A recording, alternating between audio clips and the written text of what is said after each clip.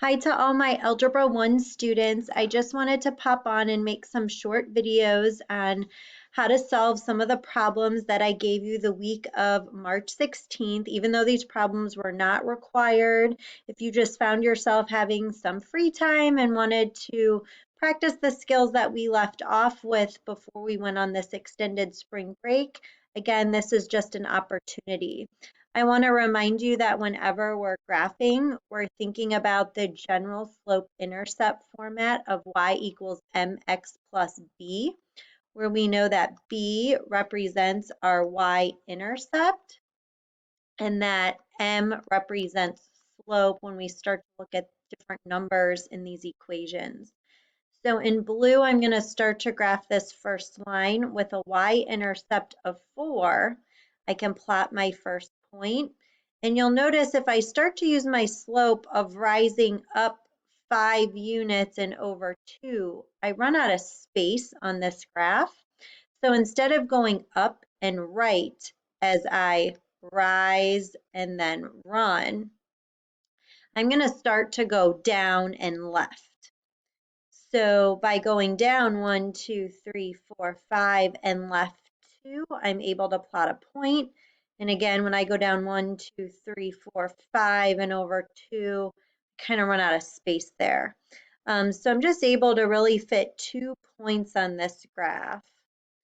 See if I can make a better line here to connect those 2 points. And then I'm just going to start to switch over to another color. I'm going to start working with green. And for this second line, I see that when I begin at a y-intercept of -2, and this time with a negative slope, I'm going to rise down 1 and over 2, down 1 and over 2. I notice though from that again y-intercept or beginning point, if I go up and then left 2, I can repeat this pattern. And then I definitely start to see where these 2 lines intersect. I definitely see that I've got my solution.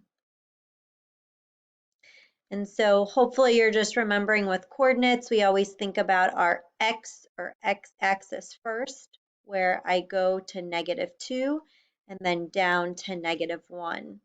After you have a solution, we always talked about checking your work, checking your answer. So with a y value of -1, I'm just going to start to replace and plug in my x and y values. I'm now going to plug in a -2 for x. And so now I'm realizing that -5 plus 4 does indeed equal -1. So that first equation is checking out, and now I'm just going to check my coordinate or my solution with the second equation.